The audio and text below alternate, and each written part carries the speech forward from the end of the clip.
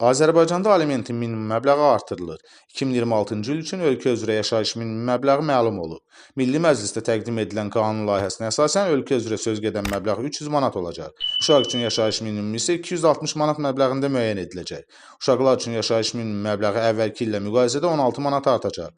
Bu həm də alimentin minimum məbləğinin artacağı deməkdir. Alimentin sabit pul məbləği uşaqlar üçün yaşayış minimumuna uyğun olaraq hesablanır. Yəni bu gələn ildən etibarən minimum məbləğ 260 manat təşkil edəcək. Qeyd edək ki, Ailə Məcəlləsinə əsasən alimentin ödənilməsi barədə razılıq olmadıqda uşaqlar üçün onların valideynlərindən məhkəmə tərəfindən bir uşağa görə qazancın yaxud da gəlirlərin 4/1 hissəsi, 2 uşağa görə qazancın və ya gəlirlərin 3/1 hissəsi, 3 və daha çox uşağa görə isə qazancın və yaxud gəlirlərin yarısı aliment olaraq hesablanır. Alimentin miqdarı məhkəmə tərəfindən müəyyən nüanslar nəzərə alınmaqla azaldılır və ya artırıla bilər.